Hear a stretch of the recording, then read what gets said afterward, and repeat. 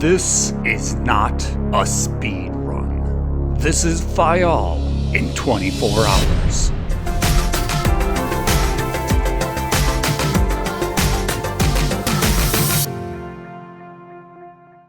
This was not a planned trip, but when the opportunity to process our residency on the island of Faial came up, we had to take it. And it's also wild to think that it's been 2 years already that we need to do this. We've been here 2 years. Time flies. Less than a week after agreeing to the appointment, we hopped a flight off São Miguel to Terceira for a brief layover. This time, while short, was meaningful. In the past, I was told that if I was going to go someplace and want to stay forever, it was going to be in the Azores. And this was specifically when I was 19. I was in the U.S. Air Force, and it was my first few months working there. So that really stuck, because we're here, living here now. I wanted to get a peek at the NATO airbase that I had shipped household goods to and from as a 2 Tango 2 air transportation journeyman. On this day, we saw 2 fighter jets parked on the tarmac, but that was about it. I would like to return for one of their open houses sometime. I also had a good chuckle at the runway. It's sized for the big boy planes, like a C-5 or even the bigger cargo jets. So our little puddle jumper just went for it on takeoff and just started from the middle of the runway, and it barely needed any space to take off. Or land, for that matter. Vastly different from the other islands with much smaller runways. I mean, take a look. Like a comparative thing. I don't even know if I'm pointing at what I'm putting on screen. Am I covered? Can I peek through? What's going on? Hi. The weather was cloudy on the day out, and we had limited vision from the air. These inter-island flights are not long, and while the plane is tighter than most that I've flown in recently, it's enough for the situation, and it really does give you that whole feeling of taking the bus from island to island.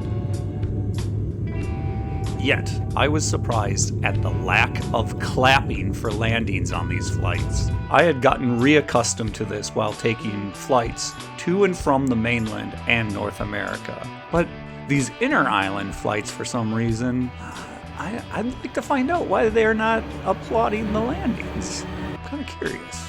Shortly after leaving Terceira, we were peeking through the clouds at São Jorge, and then trying to see more than the base of Pico before landing at Faial. Now, Faial's airport was under a bit of reconstruction during this visit. It must be a thing across the Azores this year to spiffy up their airports, so I won't dwell on it too much, as this situation won't last forever. Now, to get around the island, we rented a little Citroën C1 from My Volcanic Wheels. With such a small lot at the airport, there's no room for car rental places to set up shop there, and Horta is a decent distance away. So it was nice that they have a self-pickup and drop-off site only a short walk from the airport.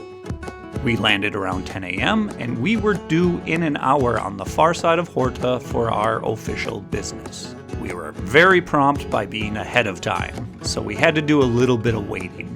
I mention this because a Senhora, who also came in for some paperwork processing of her own, didn't bother to cover her coughs. And I contracted one of the worst colds I've had, probably ever, from her. Come on, we just got through a pandemic a few years ago. Cover your coughs. It's basic level consideration for others. Once we were up for residency processing, it took around 1 hour to complete. Combined with being good and arriving early, it was a bit longer than expected, but not bad. And some of the delays came from a finicky internet connection to servers where our data needed to be loaded. For lunch, Bethany was eager to try the pizza from La Piovra, a truck in the park across from the roundabout where we were. But it was February, and this business runs out of a truck. I had suspicions that they would be closed during the off-season. And they were. But who knows, maybe it was just when we were there they were closed. So there was a choice. Go back into town to eat at the place we knew we wanted to have dinner, Peter's Café Sport, and run the risk of being 5 gin and tonics deep before seeing any of the island, or hold off on eating for now, see some of the island first. Considering that the weather was currently dry, but we knew rain was in our future and tomorrow was supposed to be worse, we decided to drive counterclockwise around the island first. Now, I had marked possible places to stop, but knew that the weather was most likely not going to work with us. And that absolutely was the case, as rain came and went while we were driving the main road. Plus, the choice to skip lunch was going to impact our decision making as well. We were quick to notice that the main road around the island was great. The lane size was good, there's ample parking available, and it felt doable for a person who maybe had not driven European roads in the past. Easier than some on São Miguel, in my opinion. But I'm sure if we would have left that main road more than what we did, we would have found similar tight roads as well. During the circumnavigation, we ended up not stopping until we arrived at Vulcão dos Capelinhos. For us, this was a historical highlight for visiting the island. The eruption of this volcano basically triggered a massive emigration of Azorians to North America. The Capelinhos Volcano Interpretation Center is also a wonderful addition to visiting the site, providing historical information on not only this area, but the whole Azores and volcanoes across the globe. From local historical pieces, rocks from various kinds of volcanoes, a kind of 4D theater experience, and Azores history, this facility can keep you engaged, entertained, and educated. While some exhibits are showing a bit of need for maintenance, it's no worse than any place I've seen elsewhere. I do love that they have such a good, interactive educational center on a small island in the middle of the Atlantic. Not to mention that with a €10 ticket, you can climb the lighthouse and get an experience from up there. During our visit, it was far too windy to step outside the top, though. This place deserves more time to explore. Of course, it would be nice to do it during better weather. Then, it was no longer ignorable. Our hunger was affecting our sanity. We had to go eat something soon. After driving back to Horta, we checked in at Hotel do Canal, right downtown. Good view from rooms, friendly and classy. My opinion was to choose them because they had parking listed. Yet, we ended up parking on the street. The front desk didn't think it would be an issue, and apparently it wasn't. The hotel room was nice and filled our needs for the night. After quickly settling in, we walked over to Peter Café Sport for some gin and tonics. And an early dinner, or late lunch, however you view it. Here we are at the famous Peter's Café Sport, celebrating that our temporary residency has been extended for the next 3 years. It was also an opportunity to check off another Anthony Bourdain location. And to give us a little history of this strange Peter Café Sport is very nice.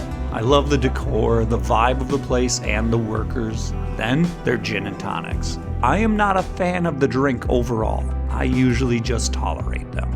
But these were great. I'll order them every time. Make me feel awkward-er than I already am. Yes, well, welcome to my life. Then, add the food. It's real good food.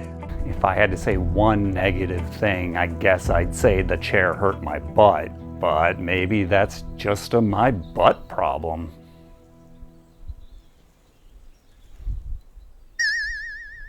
With the light dimming on us and the weather worsening, we returned to the hotel, had a pint at the bar, and chilled by ourselves for the evening.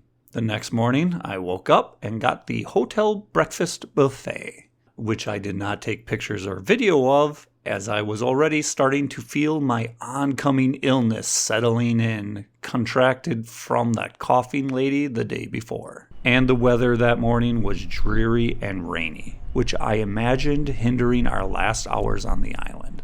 But by the time we checked out, things had changed. The rain had stopped. The sun was peeking through the clouds. Stuff would be accessible. So, first things first, we checked out Monte da Guia.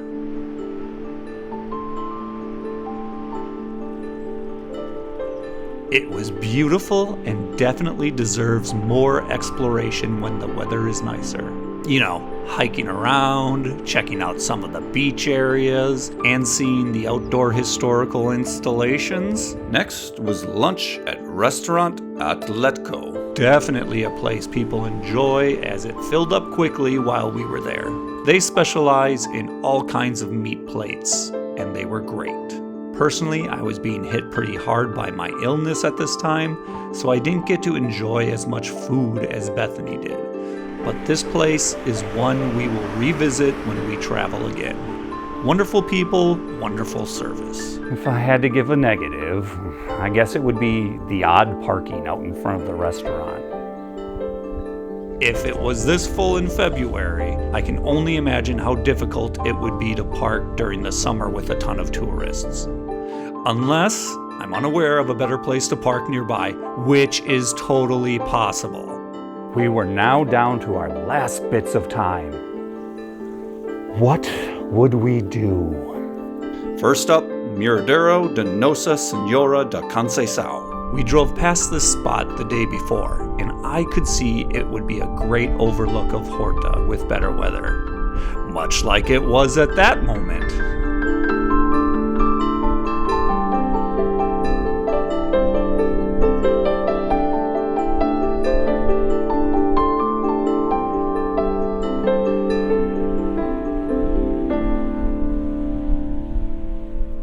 From here, we made a decision that with the good weather and seeing a break in the clouds, that we would make a run for Caldeira do Cabeço Gordo. Watching the clock, we drove up the windy roads to the big caldera. Along the way, we met our first cow walk on the island. Hi, ladies. Which was honestly more of a cow jog, but anyway. Hi, ladies. This would cap off our time on the island. And it was the best choice.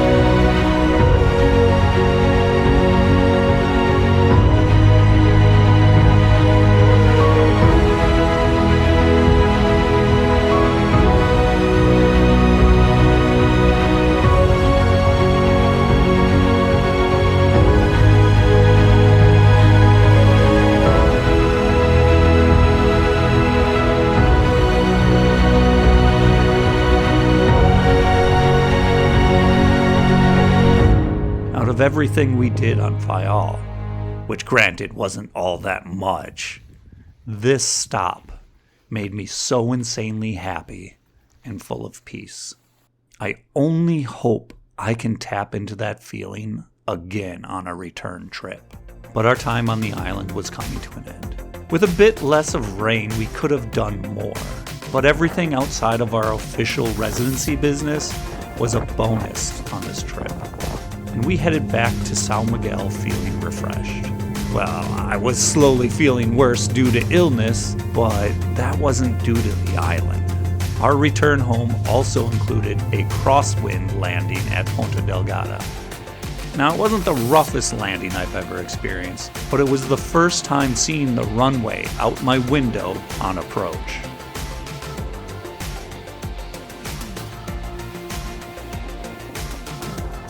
And now you have a taste of Faial in February while we explore the Azores.